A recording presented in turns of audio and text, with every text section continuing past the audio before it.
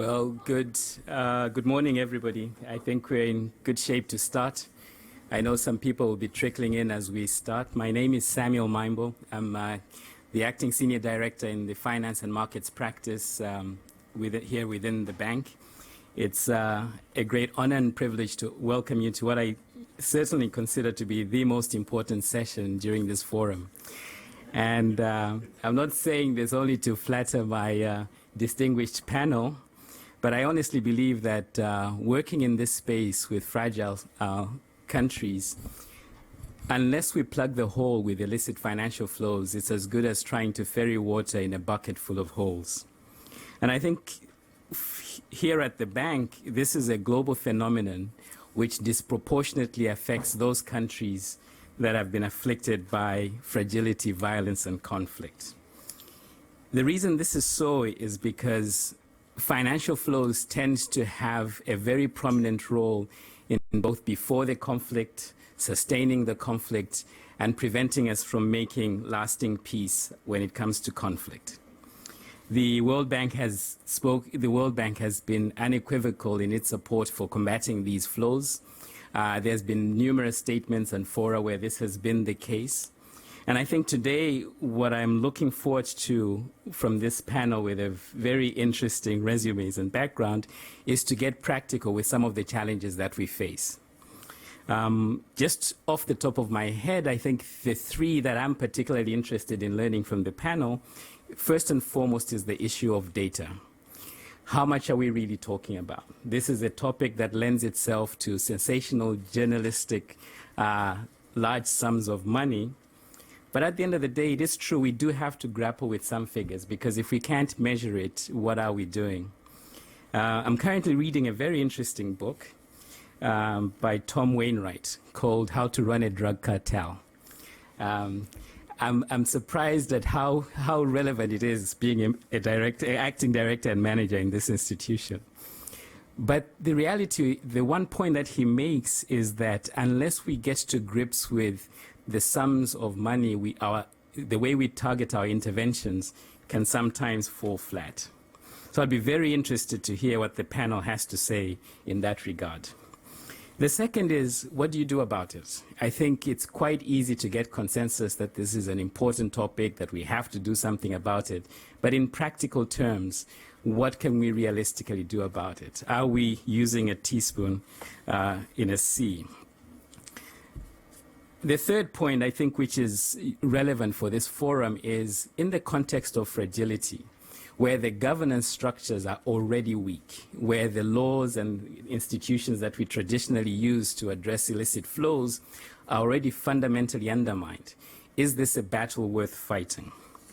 And to help me address these challenging questions, we are honored to have Mary Beth Goodman, who is the Senior Director for Development and Democracy for the National Security Council at the White House.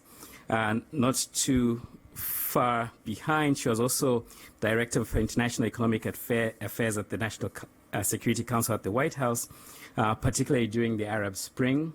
She has an illustrious career as a Foreign Service officer in some very interesting destinations, Pakistan, Mali, and others I'm sure that she will alert us to.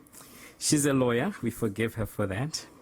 But, and also she was admitted to the bar in Illinois, which has its caucus on March 15th, just in case. But we will be able to hear from her, and I'm particularly interested in her views about anti-corruption measures, asset recovery, illicit finances, and other comments I'm sure she will have. The second guest we have today is Jody Vittori. She is Senior Policy Advisor for Global Witness that focuses on transparency and accountability. She has tremendous experience when it comes to national security issues. She served in the U.S. Air Force, obtaining the rank of Lieutenant Colonel. She has done work with NATO on counter-corruption measures around the world, and she has also written a book on terrorist financing and resourcing. I would be interested in what gets somebody to write a book about terrorist financing. But given her experience, I'm looking forward to her comments on the challenges that we have today. We're going to have one panelist join us by video conference, Tuesday Ritano, who is head of the Secretariat at the Global Initiative Against Transnational Organized Crime. She has had a long career in quite a large number of UN bodies that are associated with this work on human smuggling, illicit financial flows, and the nexus between crime, terrorism, security, and development. And finally, we have my colleague Chola Milambo, who is currently an advisor in the Executive Director's Office here at the World Bank for the Africa Group 1 constituency. Before that, he worked at the Bank of Zambia as well as the Zambia Revenue Authority. And given the nexus between this topic and economics, I'm also particularly interested to hear what they say. I promise that the audience will be gentle with you when it comes to their questions, but I will not. And I look forward to the question and answer session that we have afterwards. We have a very simple format today. Each of them will have about 10 to 15 minutes to share their views and ideas. They're welcome to use the lectern or sit at the table, and then we'll have a question and answer session at the end, which I'm looking forward to. So with that, let me invite Mary Beth to kick us off. It's working, yes. Thanks very much. It's really a pleasure to be here today, and I love that there is interest in the topic of illicit financial flows. I think it's one that we need to really start beating the drum about and get more and more people interested in it if we're going to make a difference in this. So illicit financial flows from corruption and other crimes have certainly led to some significant government revenue losses in countries around the world. They've stymied development. They have facilitated other networks to grow that have facilitated corruption, we know, in some instances. So it's been on our minds for many years in the U.S. government, I will say, to how we can work with governments better to really take on this issue and try to tackle it. There isn't a definition of illicit financial flows. And there's been lots of debate over the years about whether we need to create one or not. I think that's sort of an easy way out to spend a lot of time talking about doing instead of just getting on with the doing myself. In the U.S., we think about illicit financial flows and we group a couple of big issues in that bucket. So I'll just list off some of those, and they're all horribly difficult things to tackle in their own right. Corruption, extractive revenue loss, tax evasion, tax avoidance, procurement fraud, wildlife trafficking, trade misinvoicing, money laundering, narcotics trafficking, human smuggling networks. You can go on and on and on. All of these crimes generate illicit financial flows that find their way into the international financial system. So in order to combat all of this, we definitely need to take on a global approach, and we need to think about it in some of the ways that we work on with global development. For the first time, we have included in the new development convention out of the United Nations, the Sustainable Development Goals, a reference to illicit financial flows. I think that speaks volumes about how far we've come in talking about this topic in the last 15 years, because this was not something that anyone even thought about talking about when we negotiated the Millennium Development Goals. So in the SDGs, we now have a common commitment from 193 member states to take action and work towards combating illicit financial flows. What does that mean? The devil's in the details. We also have a reference to this in the Addis Ababa Action Agenda. That's the financial way of putting into place the SDGs. So we've had reference in these two international agreements that were just signed last September, and which we're still figuring out the indicators for how we're actually going to hold countries accountable for how they're measuring their actions. So this discussion, I think, has advanced in a very concrete way, but we still don't have enough concrete action in what we're doing. So to fight and combat the illicit financial flows to, from, and between fragile states, it depends very much on building capacity, but more importantly, the political will to deter and detect the illicit finance.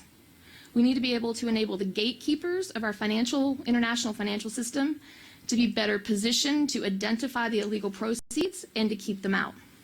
And in cases where the illicit financial flows finds its way into the financial system, we need our law enforcement investigators and other authorities to be able to identify and trace it. So the financial transparency is really key and essential for all of the efforts that we have to fight the illicit financial flows. None of this is going to be easy, and it certainly is going to require all countries working together to try and combat these, and that includes the United States. We know we have work to do here at home in this regard as well.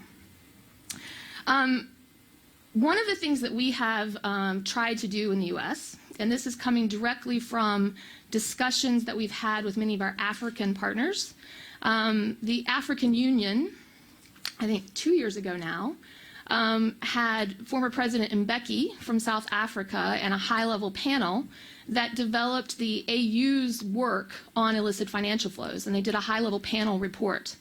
So we worked very closely with them as they were doing the consultations on that report, and we've had further consultations with them.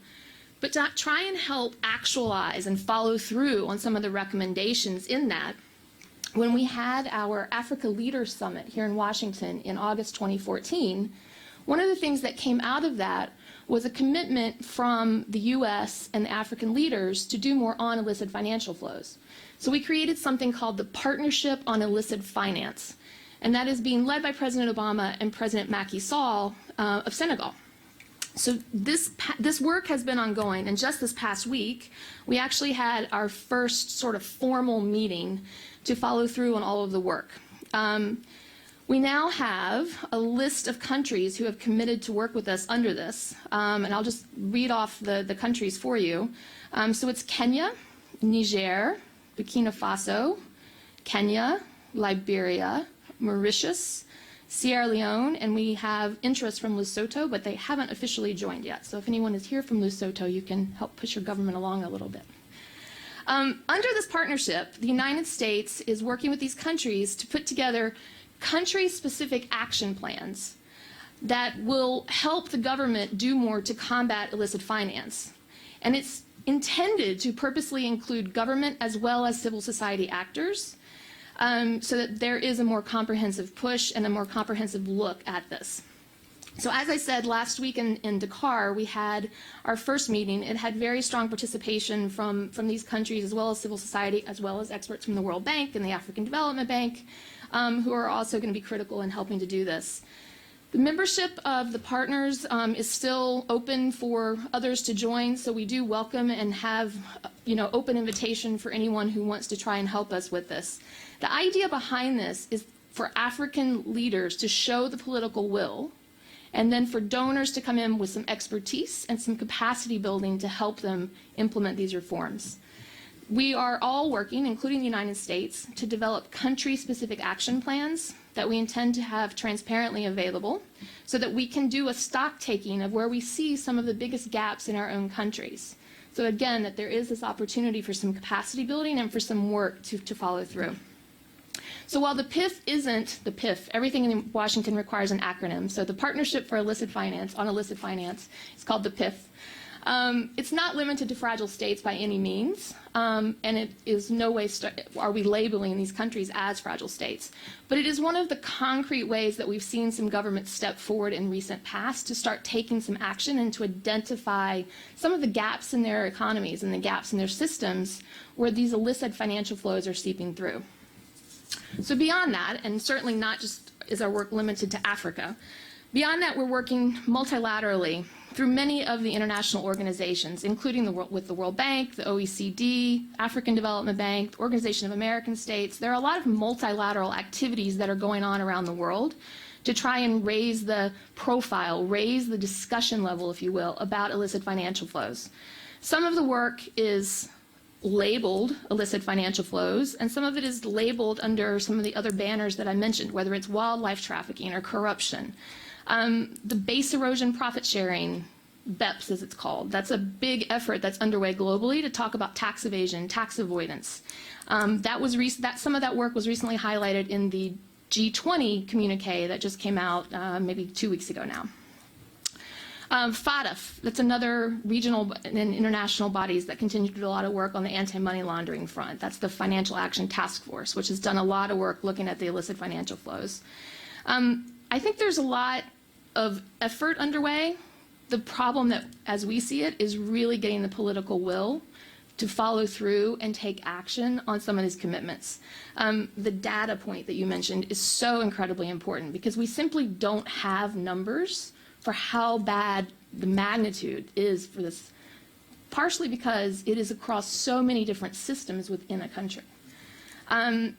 We've got a few, I think, countries that are trying to show some leadership, but there certainly needs to be more of a global movement, and there certainly needs to be more people who are conversant in some of the underlying issues that make up these illicit financial flows, so that we really figure out how to force multiply, if you will, some of the capacity building efforts and some of the technical expertise so that we can plug the holes in these systems. I'll leave it there for now. I look forward to questions. On a scale of 1 to 10, how confident are you? Questions started right away. How confident are you in these new initiatives? Oh, I mean, I'm a government bureaucrat. I hope I'm a good government bureaucrat, but I'm still a government bureaucrat. I have to abide by the systems that are in place, and unfortunately the criminals don't. So as good as our efforts may be, there's always going to be more rapid response, I think, from some of these networks to evade the new practices. And that's just the reality of it, which again is why I think we need a bigger network and a bigger base of people helping us to keep track of this and to really try and put some pressure on folks to have more political will so that we're doing as much as we can when we can. That sounds like a 9.5. But I'll ask Jody the same question very soon, because working with Global Witness, I would be very interested to see what your experience has been in this sector.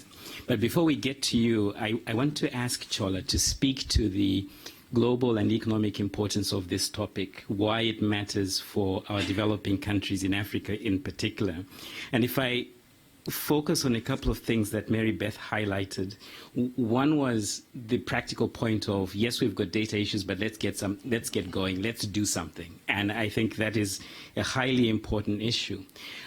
She touched on the point of indicators. You know, you do need indicators along the path of doing something. And I wonder what indicators interest Chola in this particular space. But I think she rightly pointed out a number of global initiatives, whether it is at FATF, whether it's PIF, whether it's the issue of tax evasion and tax avoidance. The accountants in this room will be smiling because that's been an age-old question. But I think the fact that tax makes its way into this conversation is telling in and of itself. So let's ask Chola to speak to that, and then we'll come back to Jody in terms of what lessons we're seeing globally. All right, thank you. Thanks, Sam. Firstly, I want to thank the team for inviting us. I'm representing a group of advisors, technical team of advisors who have been working on this issue at the World Bank ever since the Mbeki report came out last year. So we're actually very excited to have the opportunity to at least present the case from the African perspective. Mary Beth has really done a great job. I wish I could be as eloquent as she is, because half of my messages are already been delivered. I do hope you have a shredder. Okay. All right, from the African perspective, I'll couch my message in 4 parts, really. Firstly, to provide a context of where the Africans are coming from. We're not just coming from without. Secondly, I'll touch on just to highlight why they fuss about illicit financial flows, and really how does it relate to the issue of fragility. And then thirdly, what can be done, to your question, Sam. And lastly, what is the role of the World Bank in this whole fiasco, so to say. So firstly, the context.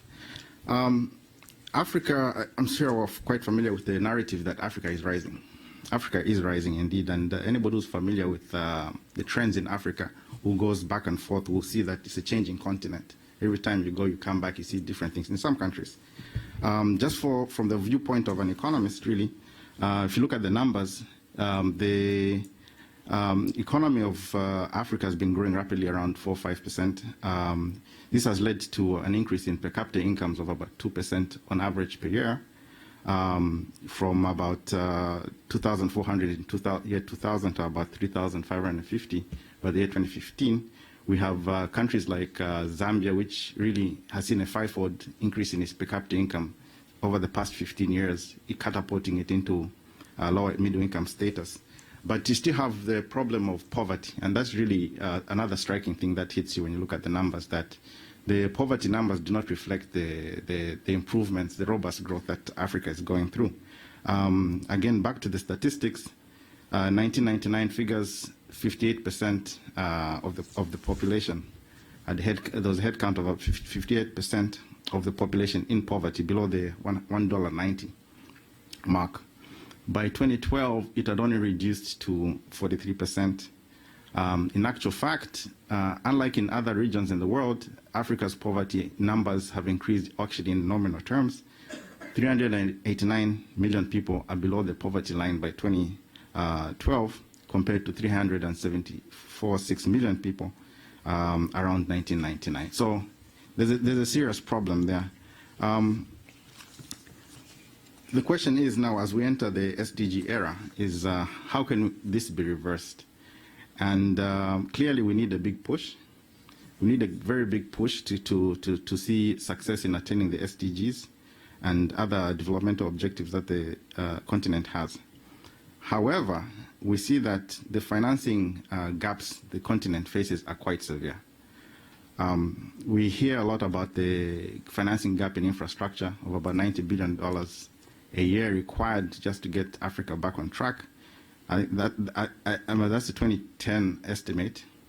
I do think that right now it's much larger than that, given that we've been meeting that only halfway.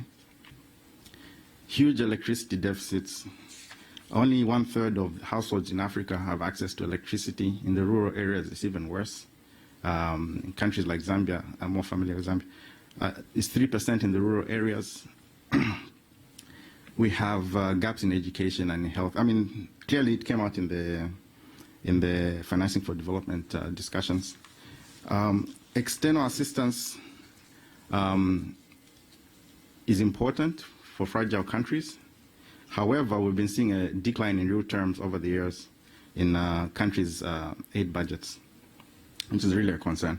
A report by Econ Aid Watch, which is a consortium of CSOs, has calculated and found that of the 28 member states in the EU, only 4 countries have met the 0.7 target.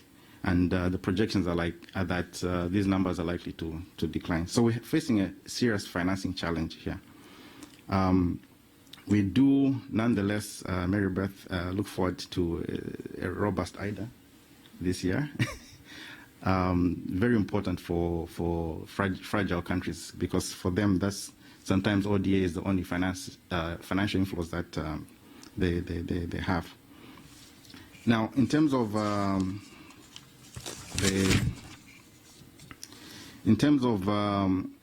what that means for the resource envelope that Africa has to reach its developmental goals, it means that we have to invest heavily in domestic resource mobilization. This is a critical issue.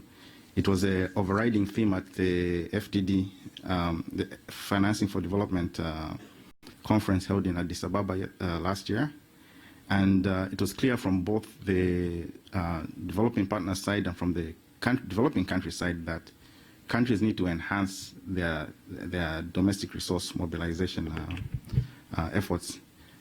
Illicit financial flows was recognized as a good part of that effort, but like Mary Beth says, there was less consensus really on exactly how to go about this. And for those who are familiar with the discussion, they know that the discussions around the formation of a global tax body was a very sticky point.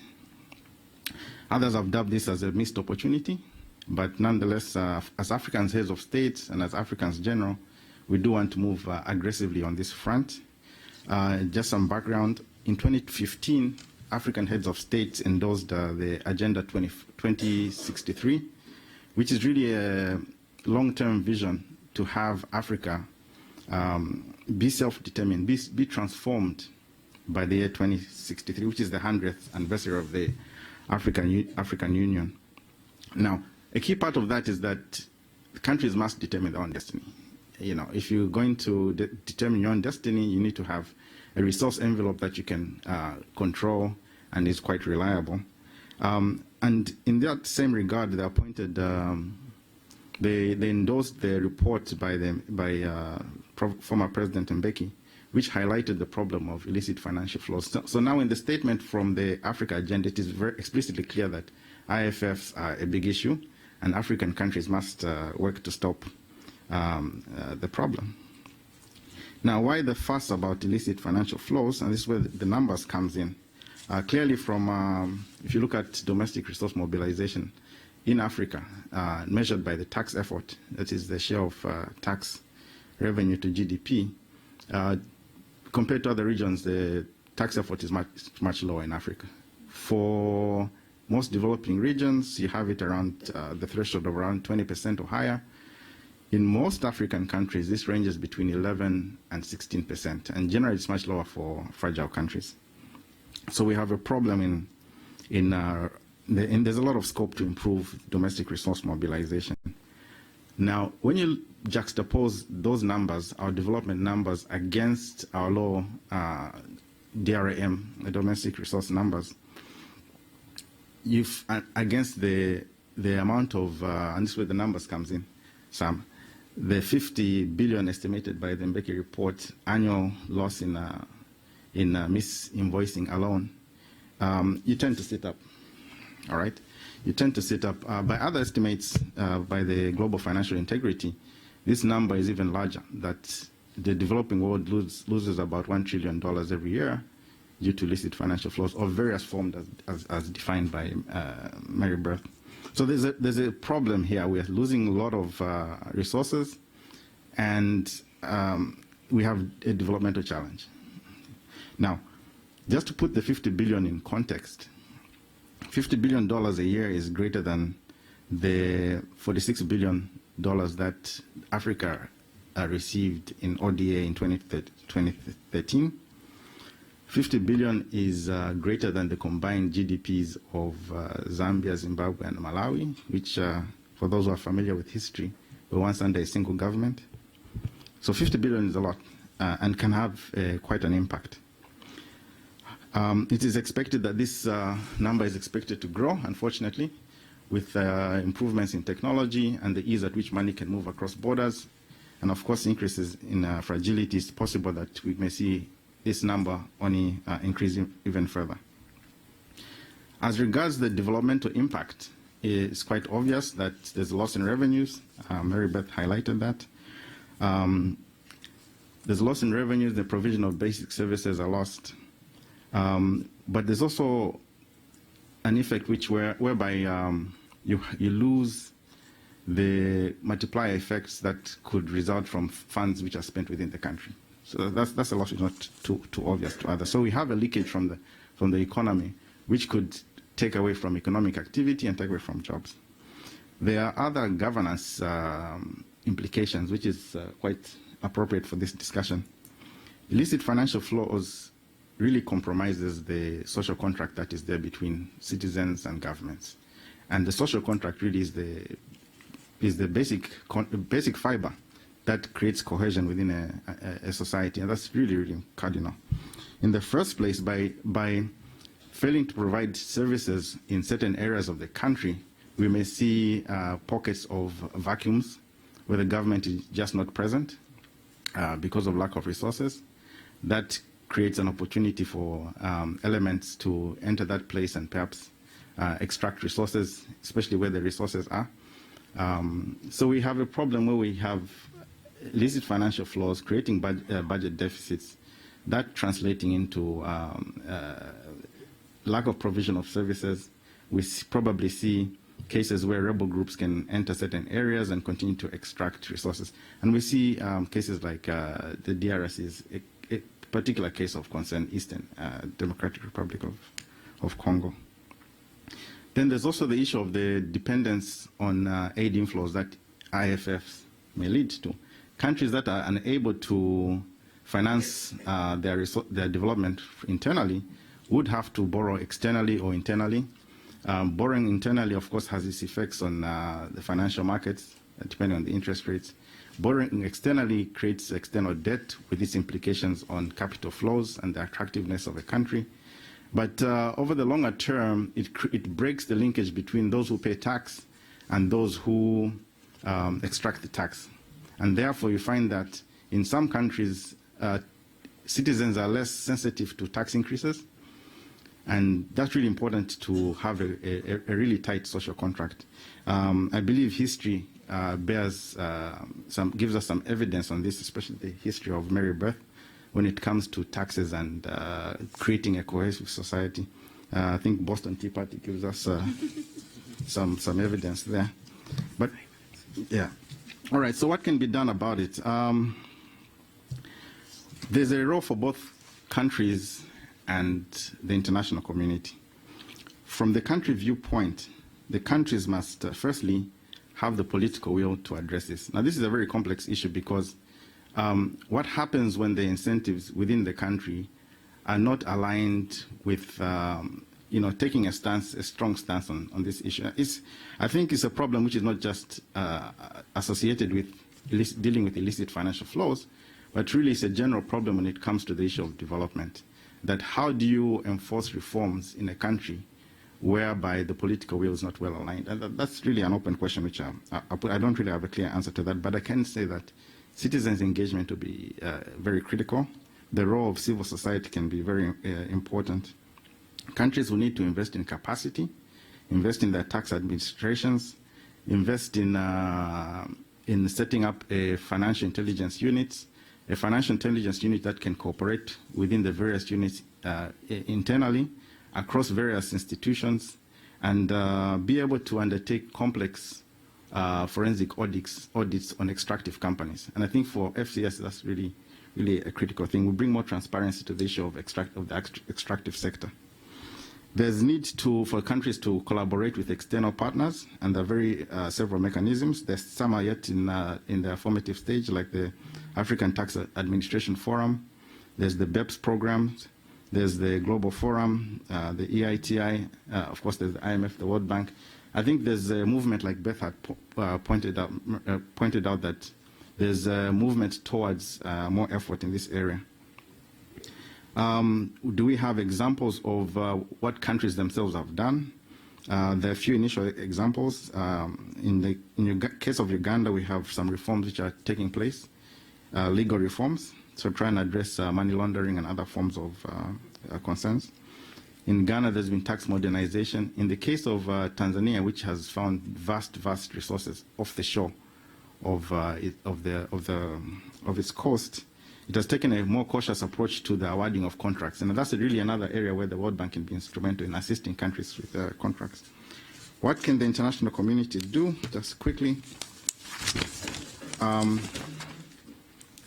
First of all, it's like was mentioned, we need a collaborative effort. We need to make sure that we move towards establishing beneficial ownership to be very clear about the natural persons that own these companies. Exchange of information, country-by-country reporting by multilaterals. We need to make progress on BEPS to make it more broader. Countries need to take a very clear stance, especially for developed countries. Take a very clear stance on their position, and we commend the UK and the US for taking a very clear stance. This is very important so that multilateral institutions can flex their muscles, because they are the major shareholders of these institutions, and if they give a clear go, then the institution itself can also respond. What is the role of the World Bank, Sam? The World Bank has a global membership. It can bring its convening power to discuss some of these complex issues and sensitive issues. We have seen that effort in climate change. It can work. South-South knowledge exchange. It can bring its vast experience and technical lending. I do think that the bank needs to be a bit more strong on the stolen asset recovery program. We need some results there. The bank has been late to the game, and we need to move much more fast. We're waiting for a stock-taking paper on this issue. We've been informed that it will be out this month. The real question is, can the bank respond with aggression? I think the bank can respond. We just need the political will to do so. We need to coordinate against within the different units of the bank. Now, the bank needs to be well positioned to also respond. It needs a strong cadre of human resources to respond. The areas where there's need for much more effort, in the areas of taxation, transfer pricing, managing extractive sectors, I think there's growing demand in that area for the bank to effectively respond. We think that the bank must allocate sufficient financial capacity to this task down the road. We are looking forward to seeing that this will be included in the budget of the World Bank going forward. As regards FCSs, then it's clearly that we need to make sure that no country is left behind. particular effort needs to be taken to understand the drivers of fragility within the countries, how this relates to illicit financial flows, and trying to break the chain that countries are found in. I'll leave the summary to you, Sam, but for now I can state that for Africans, they look at this as one of the moral imperatives of the next 15 years. This thing must be done now. Thank you. Thank you very much, Chola. Like any good economist, you've managed to depress me with your numbers. I think the link that you've outlined to economic development, especially in the African context, is very clear. I think in terms of the risks and the negative impacts on development, I think you've outlined it exceptionally well. I think you've given us a glimmer of hope in terms of the many measures that can be done at the country level as well as at the international level. I think the question that remains is, are these efforts bearing fruit? And so, Jody, with no pressure whatsoever, give me some cause for optimism in this space. Thank you. Probably can't help you there. My name is Jody Vittori, and I'm delighted to be here today. And as anybody who's ever worked with the U.S. Department of Defense ever knows that we live and die off of PowerPoint slides. I, too, have made them, but with the forbearance of the control room, I will desist and use them and somehow manage to plod through without them today.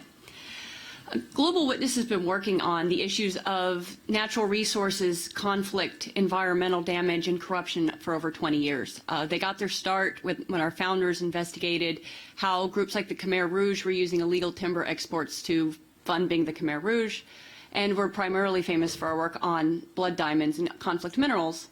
But we also work extensively on international financial flows and the other areas that facilitate that sort of linkages of corruption and conflict and so forth. And so today I want to discuss from an advocacy group's perspective who's worked in this for decades, where we see key lessons learned that we need to move ahead on, and some specific policy prescriptions as well.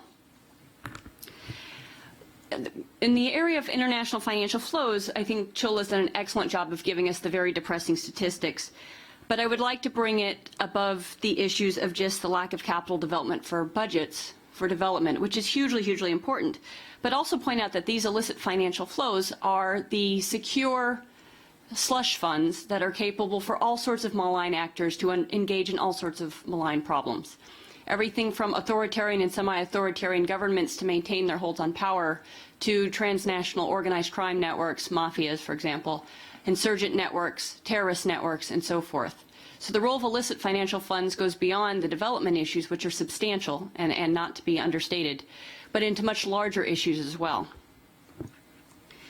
It also builds within it the issues of grievances within populations, which make those populations that much more unstable in the region. So with that as an idea, I'd like to talk about three main lessons learned. The first, as I mentioned, is going to be a series of policy prescriptions that we would like to see to throw sand in the wheels, if you will, of international financial flows. While creative individuals will always work very hard to find means to get their money out of the country if it's important to them, and money is important to many people, the reality is we can do much more to make it much more difficult for that to occur. Second, I want to note the importance of rent-seeking activity overall, in the need for it to be in actual peace negotiations themselves and conflict resolution situations themselves. Because the international financial flows, the money and the security of that money that comes from it and the power that comes from that are an important root cause of conflicts in the region. Unless these issues are dealt with on the conflict resolution stage and not as an afterthought, getting to sincere long-term conflict resolution will be difficult. And third is the need to bring the security sector in as part of the conversation. Really fabulous advocacy groups like Transparency International's Defense and Security Program have a governance index and reports that have come out for the second time in a row discussing, for example, the fact that security budgets can be 30 to 50% of budgets in many developing states and legally are exempt from any parliamentary, civil society, or other oversight. So if we're going to deal with the issues of international or illicit financial flows, the issues of conflict, the issues of actors that are incentivized to maintain the current status quo and not incentivized to conflict resolution, democratization, rule of law, and so forth, this has got to be another area that we begin to discuss. So my first lesson learned on the policy prescriptions themselves. As Chola noted, the importance of trying to get back those illicit financial flows once they've already occurred is nearly impossible. You're lucky if you get a rate of 5 to 10% back on what's already gone out of the country. That would be an exceptionally good rate. Thus, the importance of not having those illicit financial flows leave to begin with. A couple of key areas that we've really looked at that could make a large dent in that. One is the importance of good legislation in countries. Legislation is necessary but not sufficient. It is very hard to clamp down on something that is not illegal or to advocate for transparency, accountability, and counter-corruption if there is no legal framework for that to occur. But frankly, we've received a lack of assistance from all sorts of international donors, including the World Bank in the past, as we've worked to try to put in good contracting laws, advise on good mining laws, hydrocarbon laws, being that we work in natural resources, these are the areas we work in. Anti-money laundering laws can often fall significantly short. Again, things aren't solved just because the legislation is there, but without that legislation, you don't have the necessary foundation to make the rest of it work in countries. Second area we've been focused on substantially is on the role of anonymous shell companies around the world. The World Bank's own data has noted that in 70% of grand corruption cases over the last 30 years, opaque corporate structures have been used, including anonymous shell companies. And here the United States has been one of the chief problems in this. The U.S. is one of the easiest places in the world to set up an anonymous shell company, and the U.S. incorporates more business than the rest of the world combined. So it makes it remarkably easy to move cash through that, but there are plenty of other jurisdictions we can blame as well. The World Bank, in this we laud the World Bank for their work that they're doing on requiring beneficial ownership on their own contracts. Beneficial ownership meaning who is the actual human being that controls the contract if that company is not a publicly traded company. But we encourage the World Bank, other international donors, and the world at large to make the requirement for beneficial ownership in a publicly available register an international standard throughout the world in all countries and in all international institutions as well. Because if you can hide who owns the source of the funds and move them around at will, it will be very, very difficult to control international illicit financial flows overall. Related to that is the role of banks. We've seen eye-watering fines put onto banks in the billions of dollars in banks in the last 5-10 years. And this is laudable, but a couple of issues with that is one is those fines are mostly paid in the end by shareholders and others, and not those who are actually involved in decision-making on, for example, loosening anti-money laundering legislation. Until individuals actually lose money from their pocketbooks or go to jail, we find that these issues with banks are probably going to continue as they are because the incentive structure is that these banks can make a tremendous amount of money, individuals within those banks can make tremendous amounts of money, and the penalties for those banks are very low at this time. We're also encouraging greater transparency and requirements when it comes to lawyers. In January, Global Witness was part of an expose put out by the American news show 60 Minutes called Anonymous Incorporated. We had undercover investigators who put together a script that, I mean, just a complete hyperbole of a script. They were pretending to be intermediaries between an African minister of mines who made about as much money as an American school teacher who wanted to find a way to bring money into the United States so he could buy a jet, a yacht, and real estate. Global Witness went to 13 different New York City-based lawyers with this intermediary, with this script. In one case, the undercover investigators were thrown out immediately, which was fantastic. That's what we would like to see. In one other case, after hearing the pitch afterwards, after the camera stopped rolling, they asked us to please leave. They were not interested. But in the other 11 cases, those individual lawyers and law firms were at least willing to entertain the discussion of how money on a hypothetical level could be brought into the United States using anonymous shell companies and other vehicles to do that. Now, no money exchanged hands. No laws were broken in putting this through, but it does show the kind of situations that one can come into and bring their money into the United States and other areas as well. And likewise with real estate as a form of money laundering. Media outlets like the New York Times, Miami Herald, and others have done a fantastic job of pointing out where illicit financial flows have gone into real estate in high-priced areas, as well as Global Witness's investigations of real estate in London itself. We also seek to see more transparency in contracting, and this is an area, again, where the World Bank has been at the forefront, and we would like to see that continue and become the international standard with open contracting principles, open contracting data, issues like public tenders, requirement for beneficial ownership on contracts, e-procurement, model contracts in the case of natural resource contracts, and so forth. Because while there is still plenty of money laundering done with the old suitcases of cash, the modern version today is to use the contract and the beneficial ownership, which is unknown, to move the money around. We are working on a case right now in Nigeria, OPL 245, where one of those situations where a former Nigerian oil minister had apparently set up a contract or set up a company called Malibu Oil. And there was a series of money that was passed through to him to the tune of $1.1 billion. No one would have known about this because there was no beneficial ownership requirements to say that this former Nigerian oil minister was the owner of the Malibu oil company that received this oil block, except that apparently he made some of his middlemen quite angry and they sued him in UK court. But it points to the importance of the requirement of things like beneficial ownership and ending anonymous shell companies. And finally is the role of trade-based money laundering, as noted. It is much more prevalent to move things through misinvoicing than even those bags of cash in that e-procurement, or the contracting, excuse me. Moving to my second broad point, the importance of moving conflict resolution and any sort of negotiations when it comes to governance from having issues of international financial flows and corruption as an afterthought kind of thrown in at the end to being a central core of those discussions themselves. The reality is that there are many actors in governments, in corporations and otherwise who are highly, highly incentivized for the current status quo with illicit financial flows. If that is a root cause, for example, of conflict or instability in countries and that is not addressed at the outset, tacking it on as an afterthought means there's a high probability of a lack of mission success in whatever that mission is going to be. Tied closely to that is going to be the role of bringing the security sector into this. Again, this rent-seeking activity and the illicit financial flows linked to them are critically important to maintaining unstable environments in conflict overall, insurgency, terrorism, criminality, and so forth. And the World Bank, particularly the World Development Report 2011, has done an outstanding job of quantifying some of this. But just to give you some ideas of what this matters to countries, keep in mind that the rule of thumb for any country that's been through conflict is that it's going to lose about a generation of economic growth for every round of conflict it's been in.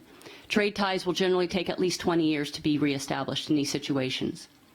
And yet, to look at rent-seeking activity and the data as we have it right now when it comes to natural resources, corruption, and conflict, any country that's been in a conflict has about a 1 in 3 chance of going back into conflict within 10 years, which is pretty lousy numbers to begin with. If that country has oil in it, the odds say that it has about a 50-50 shot of going back into war, which is pretty terrible. And keep in mind, you're losing a generation of economic growth every time you do that. So when you start looking at countries like South Sudan, who've been through 3, 4, 5 levels of these conflicts, often natural resource oriented, or just generically rent-seeking activity oriented, you start to understand the really dismal human development indicators, the lack of economic growth and so forth that you see in these countries. And how the rent-seeking illicit financial flow activity contributes to that overall. Part of that will be the need to bring the security forces in countries into part of this conversation. And we've had a real reticence on the part of international donors, the defense communities, the World Bank, and others to have it a much broader table when it comes to having these discussions. I'll give an example of the TAPI pipeline in Afghanistan right now. The Afghan government is hoping that by 2019, this pipeline, which will go from Turkmenistan through Afghanistan, through Pakistan, and into India, can bring in as much as $400 million a year into the Afghan budget. Right now, the non-aid-based budget for Afghanistan is estimated about 1.8 or so billion a year. So 20–25% of the budget, that's a pretty big, substantial amount. Crucial for Afghanistan as foreign aid budgets start to dry up in the country. And yet, if you pull up a map on Google of where that pipeline's supposed to go through, it goes through Herat province, down through Helmand province, out through Kandahar and into Pakistani Baluchistan areas, which are some of the most unstable areas on the planet. As we speak, UK and US forces are being rushed over there to try to keep that area from falling, and specifically the area around Lashkar Gah. And yet we have seen no concrete security plans of how to secure this pipeline. We've been told through the bumper sticker, it'll show up, just trust us. Or we'll throw 7,000 troops at it. But where is the concrete plans to protect these lines of communication? Pipelines are extraordinarily vulnerable. You know, they're stationary, they sit there, and they're very fragile. They're very, very easy to take. So if Afghanistan is going to make that $400 million a year, where's the security to secure that pipeline so that that can occur? One of the concerns is that that area will be traded off to the Taliban with a monetary trade to make it able for that pipeline to be built and to function. Taliban makes most of its money off of narcotics. Number two, according to the United Nations, is mining. We really don't need to add a whole bunch of money from a pipeline and the gas that goes through that pipeline. A payoff from that is as far as bolstering the Taliban and trying for conflict resolution in the region. Additional financing into the Taliban that enable them to engage in conflict more readily is not going to probably solve our long-term development and conflict issues in Afghanistan, for example. So security needs to be brought in, both security forces in the country, that forces be vetted, trained, that they have asset disclosures, those sorts of things that keep the military within their realm, out of state-owned enterprises, limited on what access they can have to actually have contracts when it comes to mining, oil, gas, and other rent-seeking activity. But also international donors, and particularly where there's international forces put in, that they are also part of the conversation.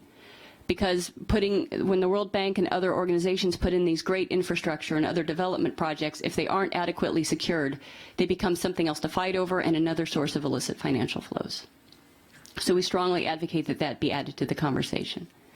The very final thing I will note before leaving the stage here, and Chola made an excellent point of the role of civil society.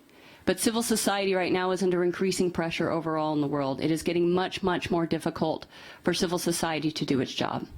Some of them are because of the old-fashioned tactics that authoritarian, semi-authoritarian governments and other malign actors like criminal organizations have always used. Arrest, intimidation, shooting people, that works as well, unfortunately. Those have always been there, but there are new and creative ways that have gone into to stress civil society overall. Some of it involves limiting the media access and the information environment that's required for civil society to do its job. Whether it's having cronies buy up media outlets to ensure that they remain friendly, closing other media outlets because licensing or spurious tax investigations, or what we sometimes call legal bullying, using the laws of the land very selectively against one's political or economic enemies, rather than using them for the good of rule of law in a country overall. We also see it in the realm of where we find civil society groups. We've had everything from civil society members' assets suddenly be frozen, to all sorts of intimidation activities, to release of sex tapes of people even. It's amazing what governments who want to stop civil society organizations will do to prevent that activity from occurring within their countries. Even lawsuits against organizations to prevent them from doing their jobs. So we do urge that as we go forward, there's rightfully an important role of civil society to play, but putting everything on the slim shoulders of civil society, particularly in many states under authoritarian, semi-authoritarian governments, can be too much on some very, very slender shoulders, particularly in many of these small countries. Thank you. Thank you very much for that blunt and sobering message on how the international architecture for development, security, humanitarian affairs is failing us in many respects. I think one has to acknowledge that a lot of these institutions were established at a more peaceful time where it was much easier to distinguish what was development, what was security, and what was humanitarian. And I think this is reflected in a lot of the articles by which some of these institutions are governed, including our own. But I think we can't escape the fact that the world has changed. It's much more complex. These things interact much more aggressively than they did before. And I think a lot of what you've said certainly resonates with my own experience working in Afghanistan, in Somalia, in South Sudan, where that conversation with colleagues in the security forces at lunch is much more productive than the isolated conversations with development agencies in one corner, security forces in another. Now, in that particular context, given the structures we're working with, I'm now especially interested in what Tuesday Renato has to say as head of the Secretariat for the Global Initiative Against Transnational Organized Crime, especially her own experience working in, I can count 4 UN bodies and see whether these institutions, including our own, are actually changing to reflect the reality of the challenges that you have rightly pointed out in your remarks. Can we connect with Tuesday?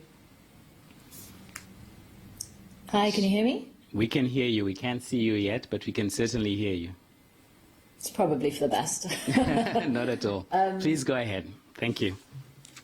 Thank you so much. I'm very sorry that I can't be with you all in person, but, you know, I find the whole Super Tuesday thing really embarrassing, so I thought it was best to stay in Beirut.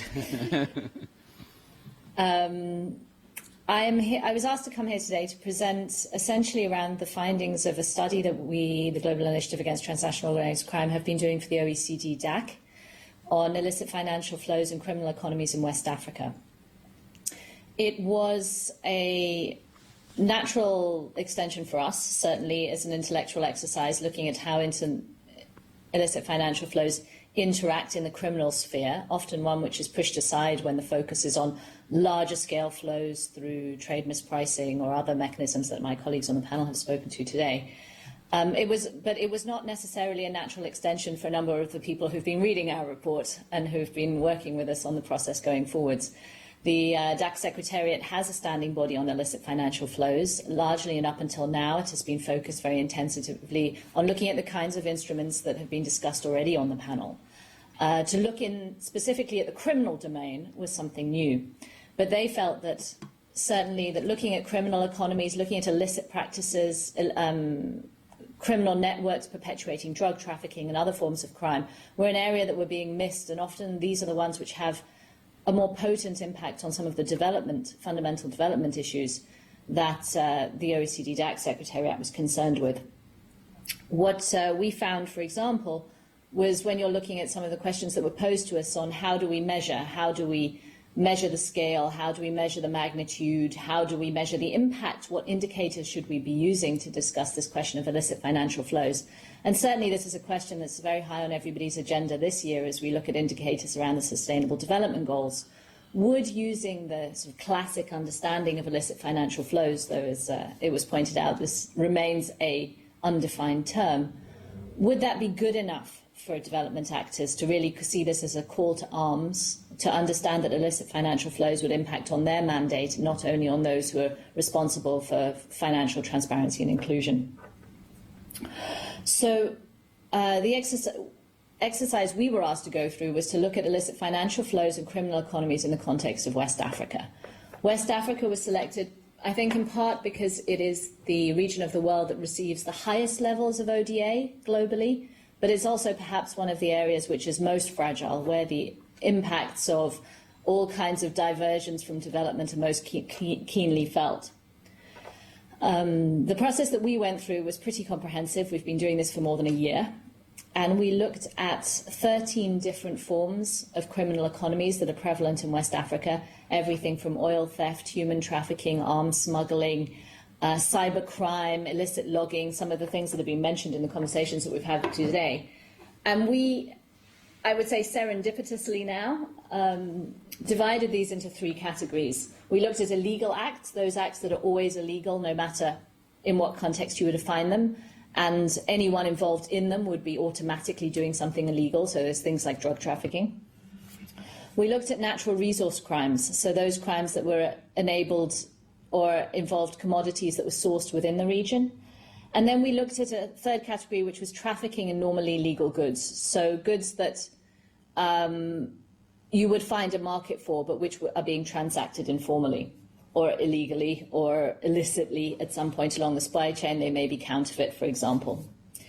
We also then did about 4 months' worth of intensive field work in the ECOWAS countries, looking at 5 detailed case studies focusing on artisanal gold smuggling, drug trafficking, human smuggling, counterfeits, and terrorist financing. So within this whole body of analysis, as I'm sure you can imagine, we found some varieties, some similarities, some clear enabling factors that were working across the region to help criminal economies develop. Certainly we found that these are practices that are widely perpetuated in the region. Some of the common features are certainly that, and the most pertinent, which you've heard from other panelists today already, is corruption. I mean, criminal economies are festering and facilitated by corruption at all levels, often commensurate to the value of the activities that are being undertaken. It ranges from transactional corruption that happens with low-level state officials all the way through to high-level and elite corruption. What we found also that particularly in West Africa and some of the more fragile states, the lines between legitimate and illegitimate are becoming increasingly blurred, and this is manifesting in two ways. Firstly, given the large scale of the informal economies in the region, and some estimates put this for certain countries anywhere between 50% and 90% of economic activity is falling outside of the legitimate economy, meant that defining what is informal versus illegal becomes increasingly difficult. And secondly, because we have found that a number of actors, both politically and within the business community, fall in two spheres. They will transact almost as equally and naturally around illicit commodities and illicit and illegal flows as they will do with licit flows. And they serve as nodes both that stand as a bridge between the informal and the illegal economy and the legitimate economy. And in doing so, their role is to protect those flows, that they gain benefit from them, their status is enhanced, and then we see a warping, if you like, of the governance framework in the countries in the region. Illicit flows and licit flows both end up reinforcing local power brokers over the state, and often are feeding into clientelism, violence, militia groups, insurgencies, and terrorism, something I think Jody spoke to very compellingly indeed.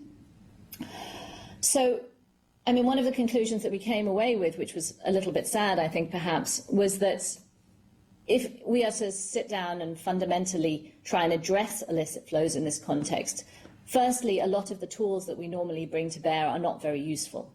The knee-jerk response that we found when speaking with development actors is when you talk about illicit financial flows, you talk about criminal economies, you talk about organized crime, they say law enforcement and security, and they talk about border control, and they talk about reinforcing the capacity of law enforcement and customs organizations. And these are the stock standard responses. There's also a lot of talk about legislation and passing the necessary legislation to allow prosecution. But fundamentally, in an environment which is broadly corrupt, there's a large level of impunity, and you're dealing with socioeconomic goods which have a strong underpinning in the community that are supporting livelihoods, that are generating allegiances and legitimacy for the people who control them. These kinds of tools aren't very effective. Often they create more of a backlash than they do promoting a positive response or reinforcing governance and the rule of law. Finally, of course, we found in West Africa, this is a region where countries have thousands of kilometers worth of land and sea borders each. Many of these are landlocked states. Smuggling, the ethnicities are divided between states, and there's a general sense of large sense of mobility in the region, that you can't expect to law enforcement your way out of this one. So what we found very much is that you need to bring everybody to the table in an integrated response. I mean, the security actors, the criminal justice actors do have a role to play, but so do development actors in addressing some of the underpinnings, the socioeconomic informal economies that enable transnational crime and local criminal networks to thrive. They need to address some of the questions around marginalization and isolation, some of the things that reinforce power brokers away from the central state and create conditions to promote violence and protection. They also need to, of course, look at good governance and transparency. We also saw a lot in the framework around just the way that trade is enabled in the region, the fact that West Africa is very outward-looking rather than internal, that the vast majority of trade is with external partners. There's very little interregional trade, despite the fact that there are free trade agreements and full labour mobility in the region. But that nonetheless, individual policies within individual countries create disparities which criminal groups are very easily able to arbitrage between. And finally, we found that, no matter what, even if you were able to effectively respond, the level of corruption, the level of clientelism, and some of the vested interests mean that even if you were to return money, it wouldn't go necessarily towards benefiting development, reducing inequality, or really making a palpable impact on some of the major socioeconomic ills in the region. So we need to see leadership, spoken about already, political will, and a far greater level of integrity from the leaders of the West African regions if any international actions are going to reinforce those for positive benefit for development. I think, I mean, I was only asked to speak for 10 minutes, so I've been fast, but one of the neat things, if you like, that we found while we did our analysis was that while there are many forms of criminal economies, breaking down what they are and what the illicit financial flows they generate have and how they are invested can tell you a lot about the kinds of impacts that you're going to see. Our major conclusion is that you need, while there are so many different forms of vulnerability and there's so many criminal economies being practiced, you need to prioritize a response, and that you need to be able to look at a more qualitative assessment of harm. So we established a harm framework based around a number of different indicators: governance, economics, social, so forth, environmental. But what we found that was, I guess, really cool, if you want to use a teenagerism, is that we found if you asked 3 questions about the criminal economy, you could very much understand the way that it was manifest and what sort of harm would be enabled as a result. The first is, where is the good sourced? So we found there was a distinct difference, of course, in terms of harm between those goods that are indigenous to the region and are taken out versus those that transit across. I think I share a panel with Jody for this reason, in that the extraction of goods indigenous to a region whose benefit is meant to accrue to the people of those regions is the greatest loss that you can see. When you see, for example, the marine stock fishing in the Gulf of Guinea, one of the richest fishing zones in the world, is 90% extracted and diverted through illicit fishing that's affecting ecosystems, that's affecting livelihoods, and that's simply, a value that isn't being realized for its development potential. That's a really grave consequence. So where goods are finite, where there's an impact on the environment, where the sustainability of ecosystems and species are involved, these are significant harms, long-term and irreversible. The second question, though, is whether or not there's a local market for the good. What we found, for example, in contrasting 2 of our key case studies, was if you looked at drug trafficking, cocaine trafficking, for example, a transit trade which has little to no market within the region, what happens is, as it passes through, its value and the illicit financial flows that are generated through it are concentrated in a very small number of hands. There isn't money to be made by breaking it down and selling it locally, so it stays as a kind of elite protection system, that a transit trade that has minimal impact except at the highest levels of corruption. If you contrast that, for example, against counterfeit goods, which we also looked at, and we were talking about counterfeit goods in the kinds of items that regular people buy, medicines, white goods, electronic goods, these have a very strong vestige in the community. These are sought after. There's a demand. People want them. So there are a large number of people engaging in transacting them. And this made a huge difference to the extent to which the community felt ownership over the illicit trade, and that there would be some sense that a community or the local people who provide that good to the community would have some sense of legitimacy and ownership, and that removing it, either by force or by alternative, would have some impact on the way that the community views that institution who chooses to take it away. Finally, our third question is, where illicit financial flows earned and invested? And again, here we found very big differences, and ones which are perhaps intuitive. I would normally show a slide, but we were asked not to, but it's in the report and you can see it, where we broke down the total value of the illicit financial flows. We took, I think, 12. Artisanal gold mining, oil, cocaine, illicit fishing, illicit tobacco, cannabis, piracy, maritime piracy, kidnapping for ransom, and tried, using our analysis and some of the data available, to understand where is the money going, how much of it is staying in West Africa. And there we found a really palpable difference in how much harm you can derive from the illicit financial flow. Artisanal gold mining, I think, was the big surprise for us. It is a trade that's generating in the region of $3.2 billion a year for the region. It is a practice on both Cote d'Ivoire, Ghana, Liberia, but also up in the Sahel. But the majority of the value of that trade is staying in the region. It's earned across millions of artisanal miners who invest that money in local transactions. Similarly, in a way, interestingly, with human smuggling. Though human smuggling, of course, has risen to enormous prominence in the news recently, these are still local transactions run by local groups, and the majority of the money is filtered through local operations, buying food, procuring security, ensuring accommodation, paying for transport. And that money by the people who earned it stays and is invested and generated in the region. It doesn't leave. So in this case, should we view these as criminal industries? Well, perhaps if there are severe protection requirements or vulnerabilities created as a result of them. But that for us was the criminality. Actually earning money in these practices perhaps shouldn't be considered criminal.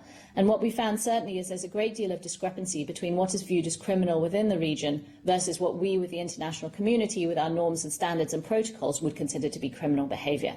And if we're going to talk around prioritisation, we should prioritise perhaps the crimes that are relevant to them rather than to us. So contrasting artisanal gold mining to say something like the oil theft, a trade that's similar, is worth similar proportions, $3 billion, where we estimated maybe only 40% is staying in the region, 60% is being diverted outwards. And we heard about the Malibu oil case and others where the level of elite corruption, the degree of disenfranchisement is very potent. Versus, again, the cocaine trade, where a trade that has been valued between $2.2 and $3.2 billion a year, but most of it, by far, is going outside of the region. There we saw that 95 to 98% of that value was going outside, was not even being accrued by West African actors. Yet it's one of the illicit and criminal economies to which we pay the most attention and which the greatest amount of resources have been invested in stopping. So why would we put this disproportionate focus? Perhaps because we see within Europe, for example, the major recipient of the cocaine trade, that the harm is accruing to us, not to them. So, and we went through a series of crimes. It was very interesting that we really should perhaps focus down on what are we seeing, what are we enabling, what kind of behaviour do we want to stop? Do we want to prevent informal economies? Not necessarily. But perhaps in that context, what we want to provide is the social protections and the bulwarks that prevent its most damaging impacts. So in the case of mining, the vulnerability of the miners. And we want to begin to try and regulate and slowly move as much of that practice as possible into the legitimate economy so that it can be regulated and controlled. And of course, we want to mitigate the environmental damage that comes as a result. Do we need to criminalise the miners? No, we don't.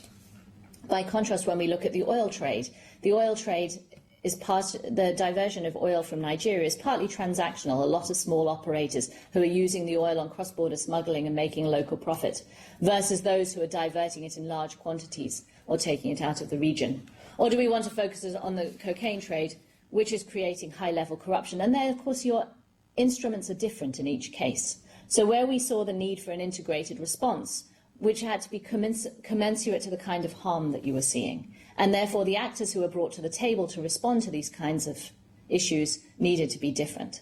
So we broke down a series of recommendations, and they were quite extensive, and I won't go into them. But what is the responsibility of development actors? We've heard the call to arms that was presented by the Sustainable Development Goals, telling them in Goal 16.4 that they need to respond to all forms of organised crime everywhere. What does that really mean, and what do they need to do? How do they address and change some of the socio-economic programmes to make them more crime-specific that would perhaps provide better livelihood alternatives and more credible institutions? What then do we want law enforcement to do? What is the role of law enforcement? How do they create a buffer between the most damaging forms of illicit financial flows that resource criminal actors, that resource violent conflict actors or terrorists? And how do we address the highest forms of flows that relate to corruption? So that was some of the analysis we did. Our report will be out in May, and we very much look forward to sharing it and some feedback and seeing how that can better inform the response from development actors and within the framework of the Sustainable Development Goals going forward. Thanks. Thank you very much. Thank you very much. I certainly look forward to that report. It has some very interesting insights. I think insights which bring us to a very good conclusion of the round of presentations we've had. Because while the content of the messages has been depressing, I'm certainly energized and encouraged by the thought process and the efforts that are being made. I think Mary Beth started us off with the right message that yes, there are challenges with data, but we've got to get going. We've got to do something. This is too important for us to wait. And so there are a number of global initiatives that are being led by the US government and others, which was quite the appropriate place to start. I think Chola rightly made the direct links with the economics of illicit financial flows and the challenges that it poses for developing economies and why we need to get this right. I think Jodi's reality check on the effectiveness of some of the policies that we have on the ground, of the efforts of international aid agencies and where we can improve was highly appropriate. And I think Tuesday's presentation of a specific region and specific challenges I found fascinating because it almost becomes an anthropological issue in distinguishing whether there are some good illicit financial flows and bad illicit financial flows in the sense of what happens to them. Do they stay in the region? Do they boost the local economy, or do they leave? But I think the bigger message, and I expect this was indeed the case, is that you can't lump all of them together if we want to be credible in our response, that we have to distinguish the sources, we have to distinguish who the major actors are in developing policy-specific initiatives that actually yield results. So collectively, I certainly do feel much better than when we started this conversation. But we do have a few minutes for some questions. I know Mary Beth might have to leave early, so if you have any, if there's anybody with specific questions for her, I would invite you to go first. But otherwise, you're welcome to ask any questions to any of the panel members. And we've got mics in the room. I see two hands. Maybe we can take both questions at the same time. If we start at the back and come to you, sir, that would be good.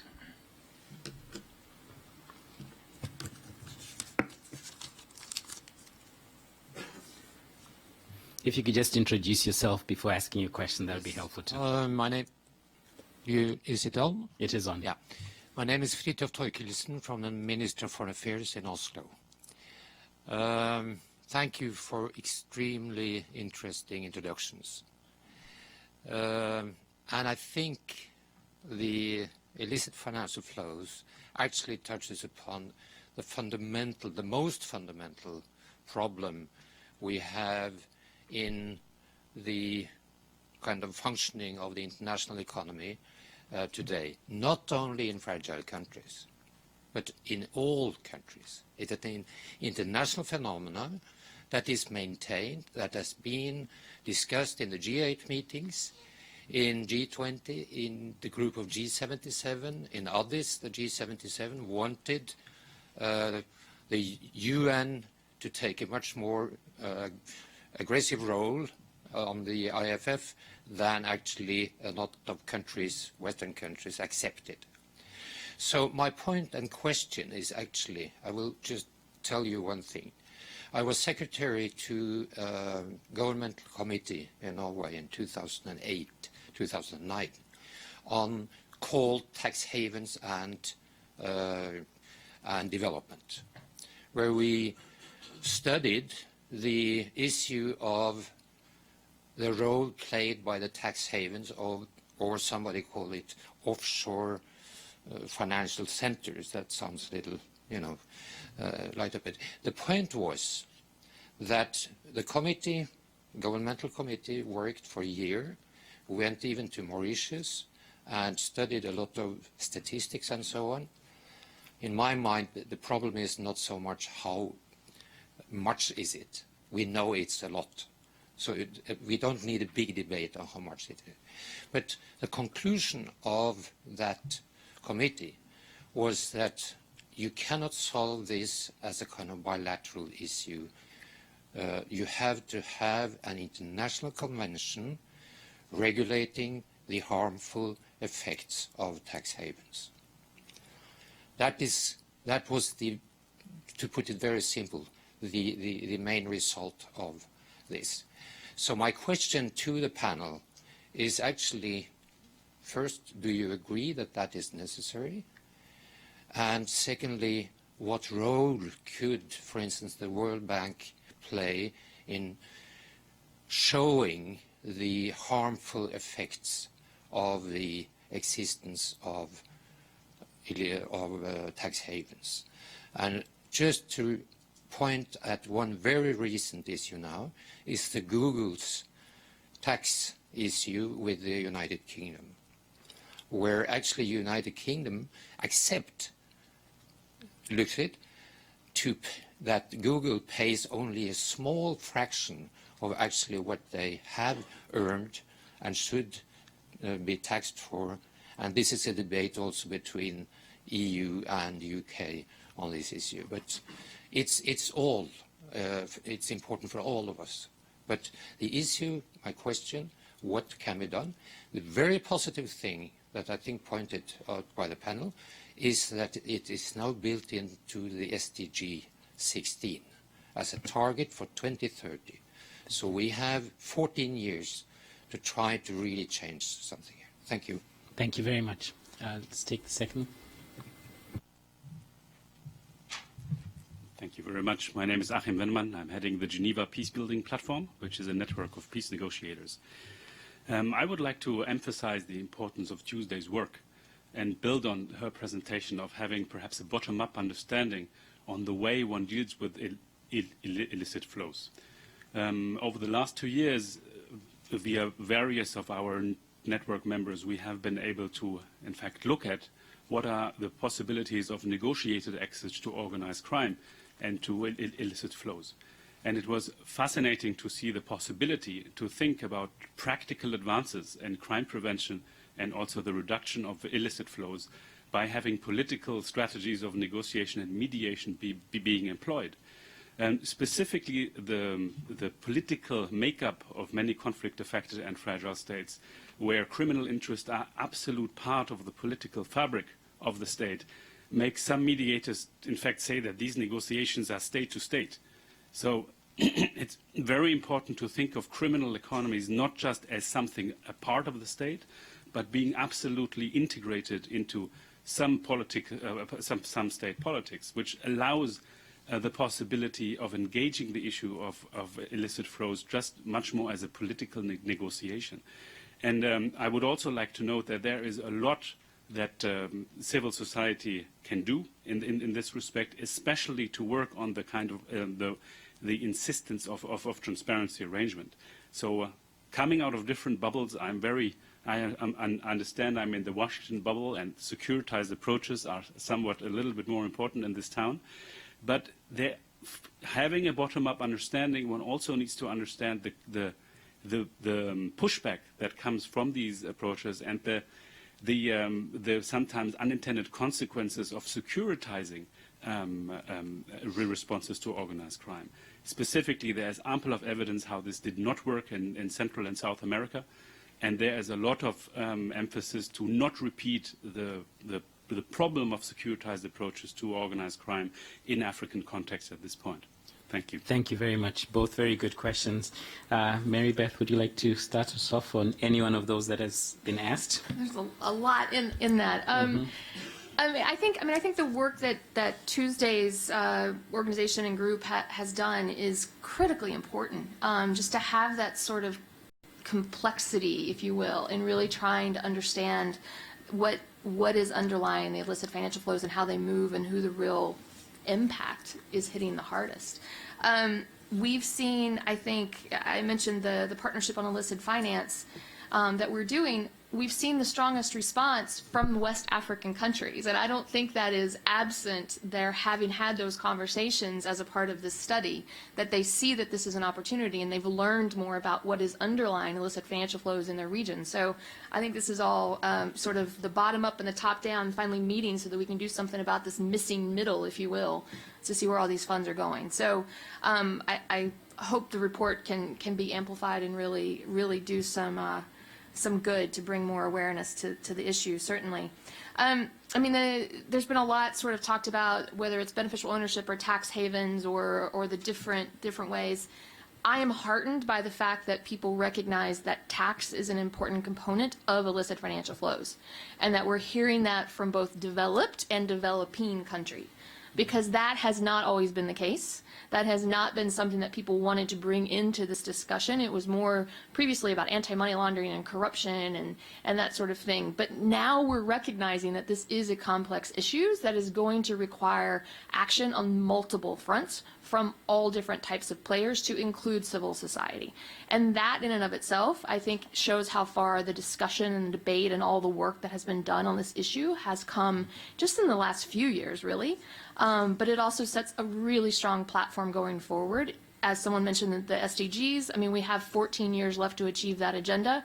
I hope we can actually front load a lot of that work and not wait for 14 years to start seeing some progress. But I think we do recognize now that there is much to be done, and that it is not all about countries like the U.S. doing for other countries that are suffering from illicit financial flows. We all suffer from this. Others just have a greater impact.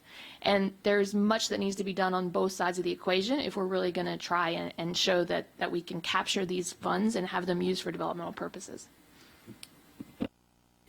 Thank you very much. I think the issue, I mean, I couldn't agree with you more on the issue of tax. Our governance practice is investing a lot of time on international tax treaties and what they mean and how to make them work. And I think they will be the first to admit that this is not an easy area because you've got very different interests of people at the table. But I think the point that you underscored, that this is not a bilateral, something that you can solve bilaterally, is very important. I wonder if Tuesday had anything to add on the bottom-up approach and what it means for, or even if, or rather, if a negotiated solution with criminal organizations is perhaps the way to go. I think I'm very much grateful for our colleagues from Geneva for his comments. I mean, that's certainly a conclusion that we found very clearly, that when you are dealing with actors who are resourced by the illicit economy, they are very potent political players in a lot of environments. As Jody said, you have to be prepared to deal with some of the consequences of illicit resources in peacekeeping, peace building, political transitions. And one of the findings we had is that, you know, it's not always possible to have an impact when we're talking about some of these issues, when we're talking about, you know, elite corruption, or whether it's lower level political corruption in local governance, or whether it's armed and terrorist groups. But there are opportunities, and we don't take them systematically. So using the examples of both Mali and Libya, for example, in both cases, and certainly Libya most compellingly, is showing the consequences of what happens if you ignore illicit flows. That we saw militia actors who are benefiting from oil diversion, looting, human trafficking, and other criminality to reinforce their political positions. And we don't put in place the kinds of nuanced political economy that would allow us to deal with these issues and deal with the actors understanding where their bases of support are. Similarly, in Mali, both in the separatist groups in the north, but also, frankly, in our discussions around the central state, we saw a highly corrupt central government be replaced by one that is not too dissimilar. And yet issues around building up the functionalities to promote transparency were not in place in the peace agreements or in the political agreements that the international community sponsored. And I think that, I mean, there are two different things. I mean, it's one thing to say we demand a corruption commission, which can be dismissed by political parties to say, well, we don't need it, or we already have it, or we make it compromised. But if you turn around to say to a group of political parties in the process of an election, say, for example, in Guinea-Bissau, we want to set up an independent regional commission or domestic commission with international oversight to counter drug trafficking. There's not many political candidates who can stand up and say, I'm not in favour of that. I mean, any candidate who is either has nothing to fear will support it, and those who have something to fear will have to support it because they can't be seen to do otherwise. And once that structure is in place in a political transition, you have it there to enforce mechanisms afterwards. Yet we often don't take those issues into account. Too often criminal economies are this blind spot, or we're blinkered, or we find them too hard, and they're left aside. And I don't think that's something we can afford to do anymore. Thank you very much. Can I take more questions in the room? Felix? Thank you. My name is Felix Fischer. I'm the mission chief at the IMF for Guinea-Bissau, and was very happy to hear You're in the right to room. Guinea-Bissau. The first question is a technical question on the data. Tuesday mentioned that for drug trafficking, there's only a tiny amount that really stays in the country. I think Guinea-Bissau is a good example for that. You don't really see any evidence on the ground. Yet, I was wondering whether you have any estimates on how much stays in the country with the military Since Guinea-Bissau's independence in '74, there have been 17 attempted or successful military coups, and it's like this black cloud above the government. You never know when it's going to strike next time. So I wonder how much from this drug trafficking is feeding into some military elites that then have equipment and kind of represent a parallel force within the country. The country clearly does not have the monopoly in military force anymore. And then I found your approach also very interesting on how one could tackle that. Maybe you could elaborate a little bit more what the role of the international community could be in such in electoral times to find a more lasting impact and solution to that problem. Thanks. Thank you very much. We've got one question at the end.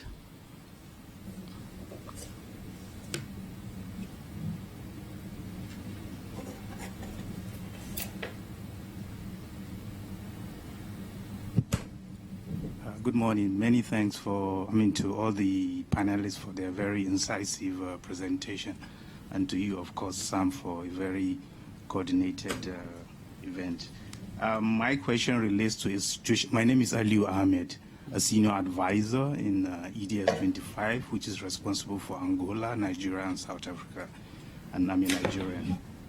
My question relates specifically to the situation whereby I'm trying to imagine a scenario whereby the money has flown out already, and one of the recommendations, one of the issues I know that the Mbeki panel is taking into cognizance is a situation whereby the banks, because of a lengthy litigation process, which we have seen over the years, for instance, the Abacha loot that we all know about has taken almost close to 2 decades now since the money has flown out and the litigation is still in process. So I just want the take of the panel. What do you think of a situation, the recommendation of Mbeki panel, whereby the money that has flown out will be in an escrow account instead of allowing the banks themselves to continue to keep the money? Because there is no incentive to really expedite the process of recovery or the process of return of the funds to the countries involved if the banks can keep the money for 20 years, meanwhile litigation is going on. So what can you say about this specific recommendation to say allow this money to sit in the escrow account rather than in the banks that this money have flown to? And what other, can you also give additional details about what is being done from the viewpoint of the banks in this, incentivizing the kind of flows and keeping these resources with them? Thank you. Thank you very much. Very, very good question. I'd actually like to invite Jody to give a response to the first question before we turn to Tuesday, primarily because I think earlier in your own remarks, you had made reference to the effectiveness of policies. I think we've got a very good example from Guinea-Bissau. And, anytime the IMF is talking about the military and data in the same sentence, it's worrying. But I think that the larger point is, how do you effect change in that type of environment? And then I think maybe I might invite Chola as well to speak to the broader economic implications before we turn back to Tuesday to speak specifically about Guinea-Bissau.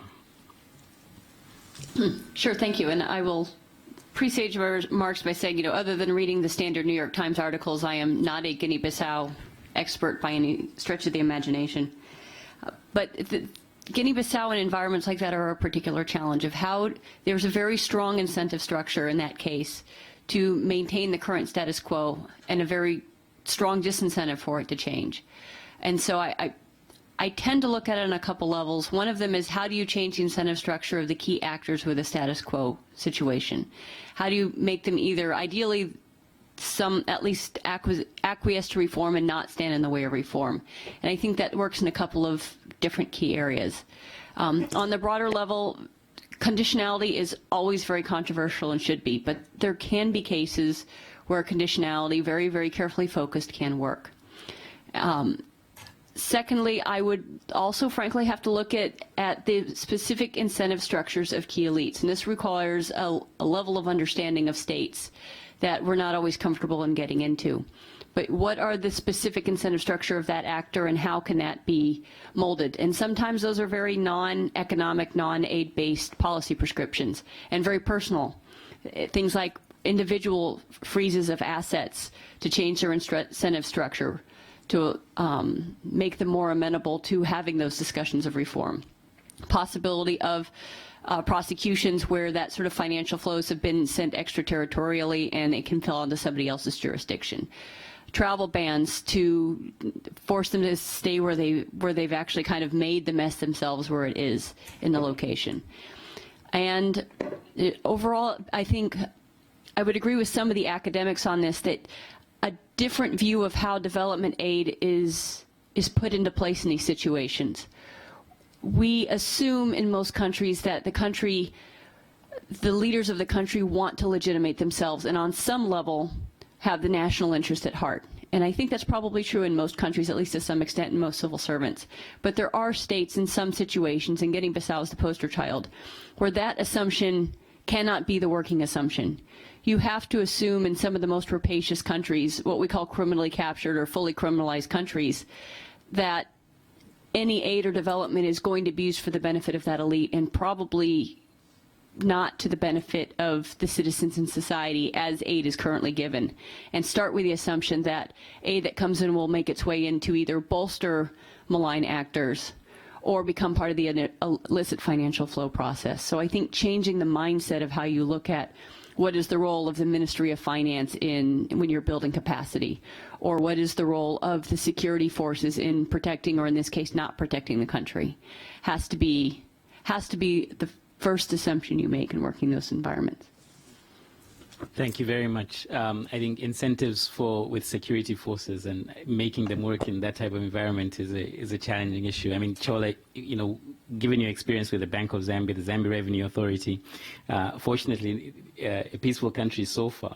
But I think if you were faced with the challenge that Felix faces in Guinea-Bissau, where you see these revenues flowing in and out of the country, and you see the impact it's having and the links with the military, where does one begin? Yeah, indeed. And this is really the issue I referred to earlier on, that when you have a situation where the internal incentives are not well aligned with the development incentives, you have a really challenging problem. And it comes down to really, where are the entry points? How can you have a situation where you crack and break down that elite capture that the country is going through? In the case of in the current scenario where countries are going through a commodity crisis, there could be entry points in the sense that if they come for assistance, balance of payments support or budgetary support, you could probably try to make inroads in that fashion. But ultimately, it has to be an internal issue where citizens themselves have to have that opportunity. But George raises very important issues that, again, there's sometimes in some situations there's very little space for the local citizens to have that citizens engagement. So it's a really critical thing which really cannot be fully imposed from outside. It has to be an internal process, and it has to be worked at the micro level with the civil society trying to make headroom where they can. It's a tough situation. Thank you very much. And Tuesday, if you're still with us, civil society on one end, the military on the other. What's your response or advice in this case? I fully support the comments of both the panelists who spoke before me. I think they're 100% on the money, literally. Those are exactly the instruments we need to use, and I think we need to be far more diligent in using them. To speak specifically to Guinea-Bissau, it was one of the centered parts of the case study on drugs trafficking, which looked at the cocaine flow. So there's a lot of information there, and I'm happy to share it with you pre-publication if you'd like to read it. But certainly what we found is that while this was a $2.1 billion flow, our estimate that was roughly only $40 million worth of the value of the cocaine flow was accruing to West African actors and staying in West Africa. And the majority of that money was then being spent on maintaining their local protection and patronage networks, so paying off the corrupt actors and the security actors who support their enforcement. In the case of Guinea-Bissau, this was absolutely at the top levels of the state. And there I would agree with Jody, some of the instruments that we needed to put in place around electoral processes, conditionality, sanctions, personal sanctions. I mean, we certainly found in our interviews that the threat of personal sanctions and removing, for example, access to things like international schools, the ability to purchase goods overseas, were a very potent deterrent to someone whose goal in enabling these flows is self-enrichment and to keep themselves on the top of a patronage pyramid. I mean, their ability to look good is very important in the eyes of those who are supposedly supporting them. I would also agree on issues like conditionality over budget support. I mean, the IMF suspending budget support in the case of IBK in Mali was in response to some of the corruption allegations around military spending, was a very important signal. But where I think where we missed the opportunities, as I said, is to put in place the structures during a political transition. So there are examples from other regions, the anti-corruption commissions in Guatemala and Honduras that's recently been established, that sit there with international oversight, regulating transactions or supervising prosecutions in the case of very high-level corruption. These are mechanisms that we could support and that we could introduce into a political transition process that we haven't done so. Thanks. Thank you very much. I think we probably have time for a couple of more questions. Did you want to ask? Perhaps let me. Sorry, go ahead.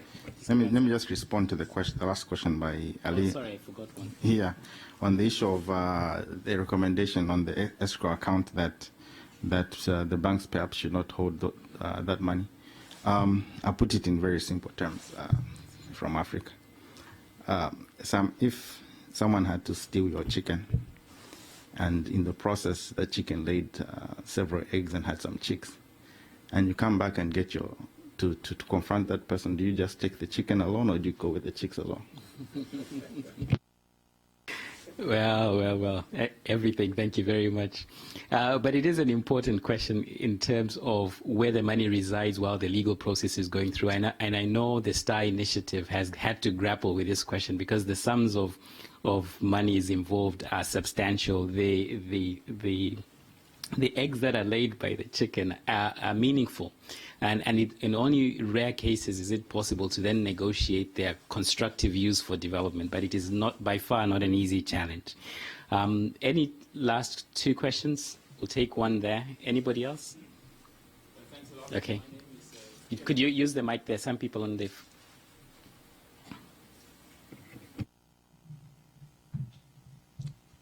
Thanks a lot.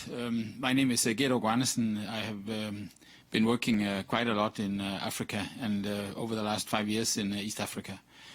It has been a bit of a pity to see the amount of money that has been paid out to pirates in Somalia over the many last years, and actually the way that they have been able not to, the international community doesn't seem to have been able to recover this money. And I don't know if there's anything about people who have been caught.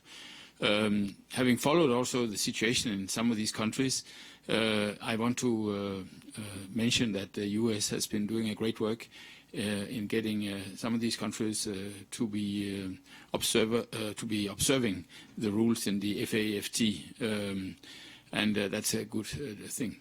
But what we do see is that for the bank to continue to give money to a large extent to some of these countries where corruption is taking place under their eyes, where is the bank as a bank that wants to provide funding for these countries for development purposes, which is all very good, and where is the bank as a moral arbiter that, as you are mentioning at this panel here, are trying actually to make good?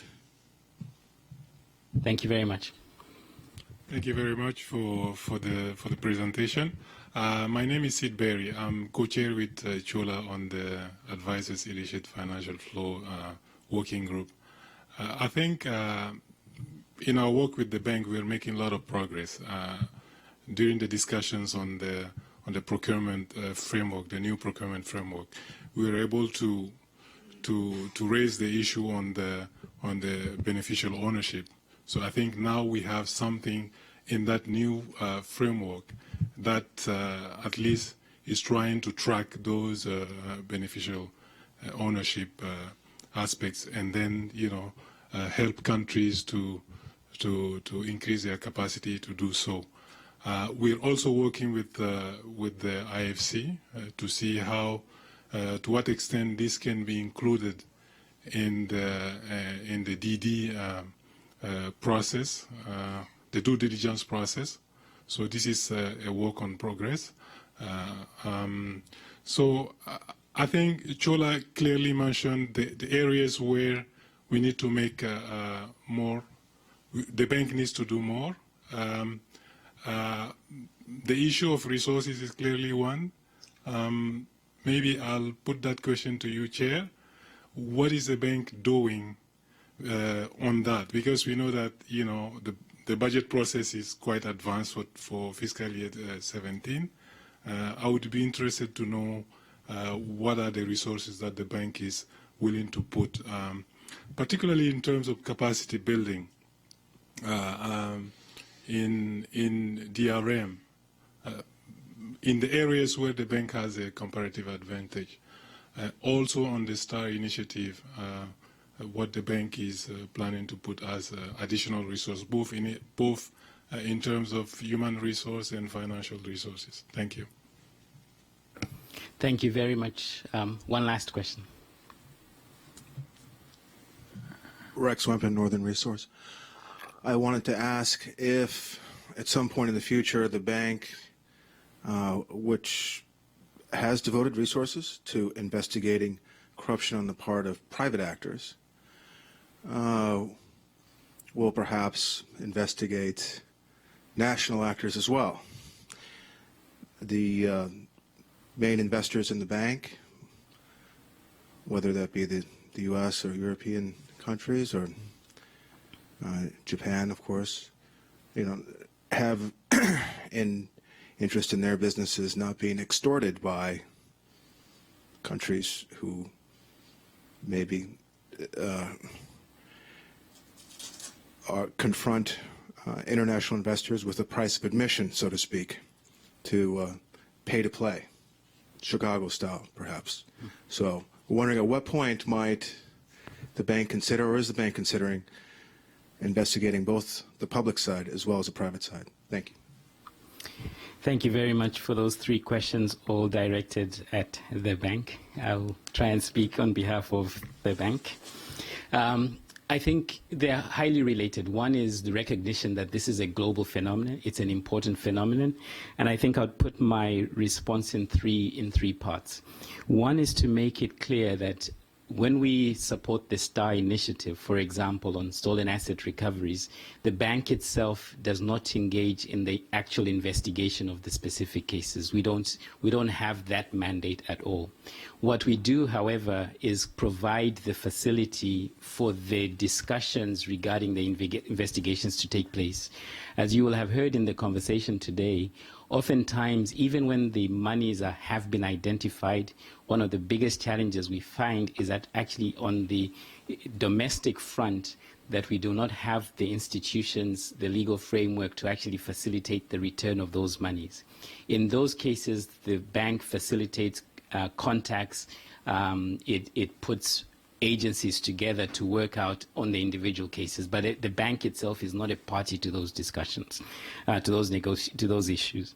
However, there is a broader issue, and this goes to the resources that we apply and how we work on this particular agenda. We see this not as an individual isolated case, but something that is mainstreamed into all our operations.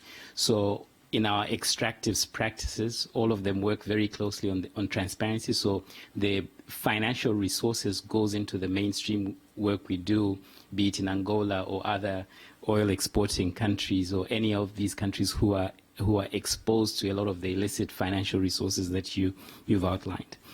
The third level is actually with our instruments in terms of trying to be as more open and more transparent with our contracting, the reference to the procurement rules and regulations that our staff try and apply. And if I may, I recall an instance working in South Sudan soon after the peace agreement was signed. I went in together with my colleague at the IMF, and one of the activities we felt was necessary for purposes of building the peace, as well as dealing with illicit flows which were in the economy, was to change the currency. Now, when you're undertaking a currency change, and I've done one in Afghanistan and South Sudan, in a fragile environment, it is extremely difficult. The logistics alone are a nightmare. The one conversation I recall was meeting with a general who was working at the Bank of South Sudan, and discussing with him the procurement process for getting helicopters to transfer cash from Juba to the remote areas. After I had elaborately explained to him that there would have to be a tender, it would be transparent, he and his fellow generals looked at me, and there was that moment of silence where you wonder whether you said something offensive. And the four of them burst out laughing with such a, straight from the belly, like it was the most alien thing. And he says, but I've got 4 helicopters outside. Why on earth would I go through a 3-month process for procurement? So the reality of some of these policies on the ground requires us then to be, I don't want to say creative, because that often connotates an effort to beat the system, but to get things done.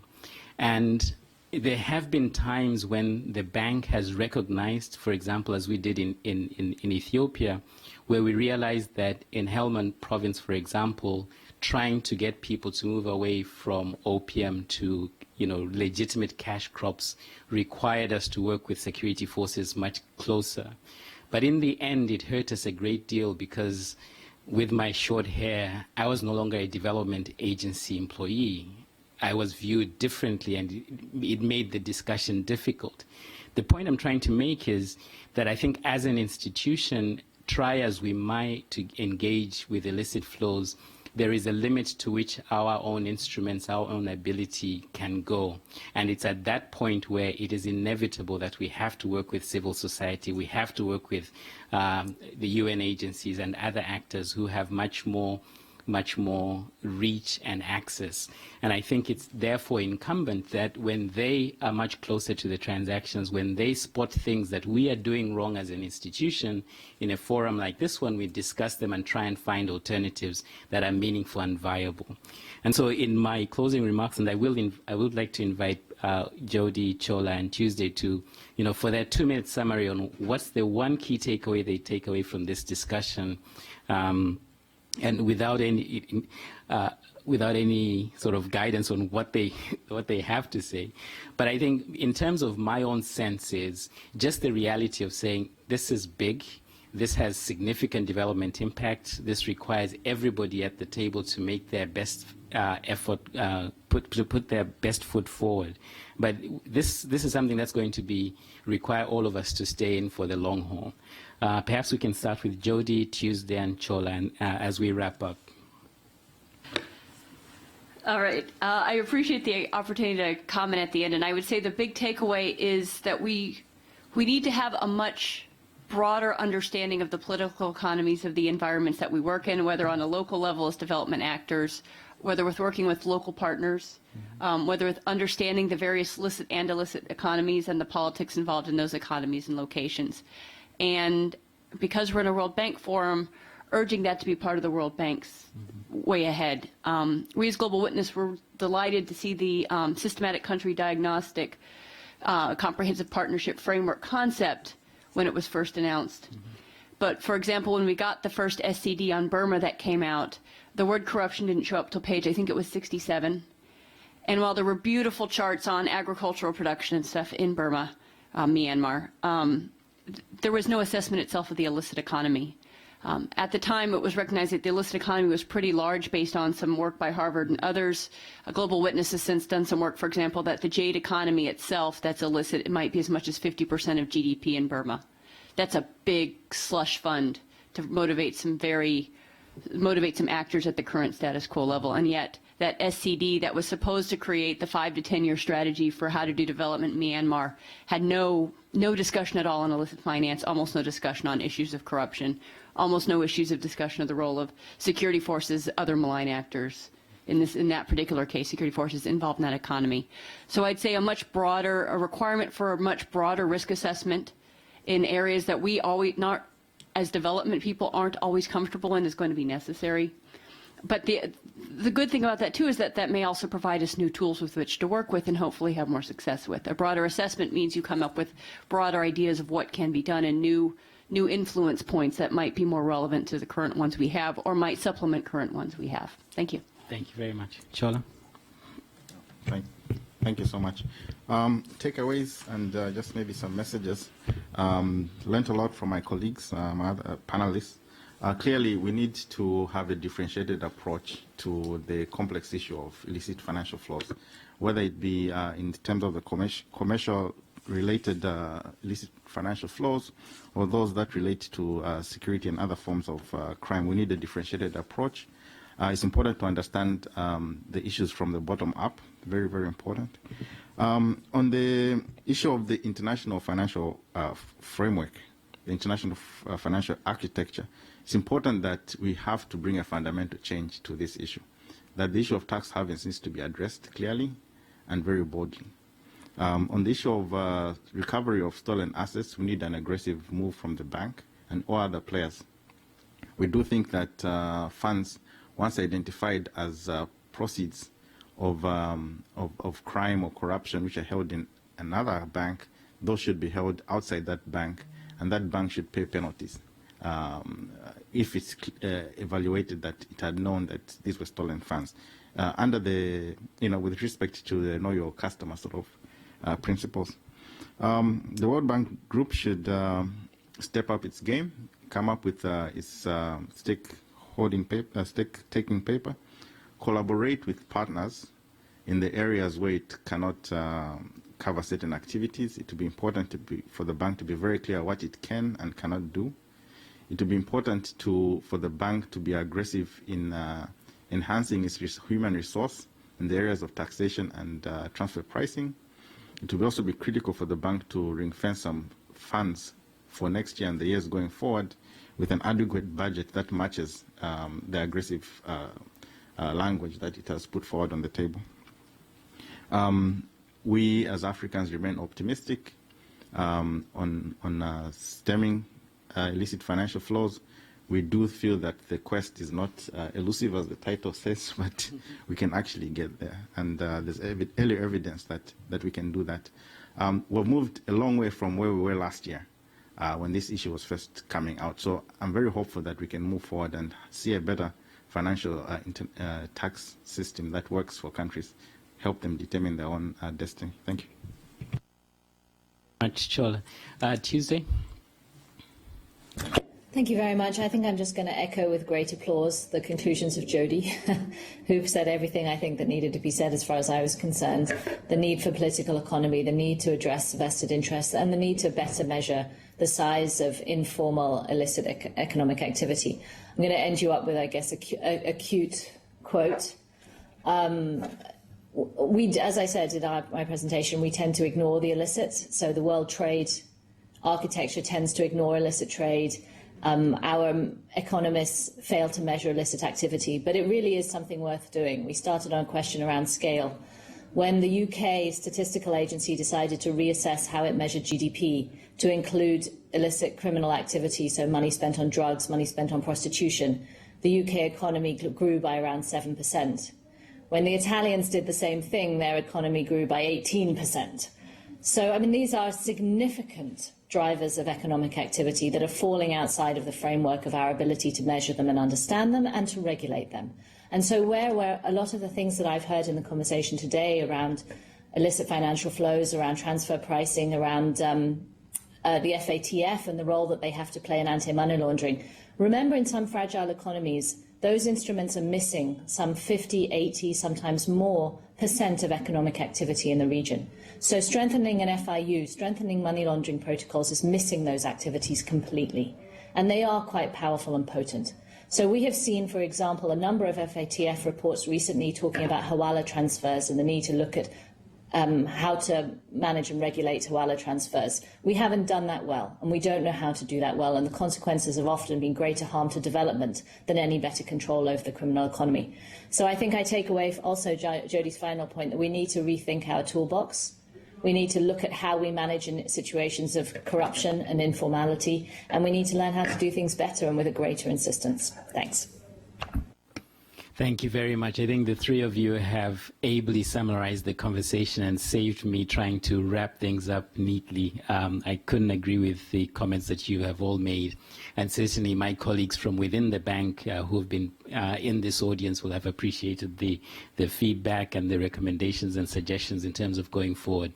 So the only thing that remains for me is to again thank you deeply personally and on my own behalf, on behalf of the World Bank, for spending the time to think things through and share your views, and the audience for participating. Thank you very much. Good. Thank you very much. Good, well done.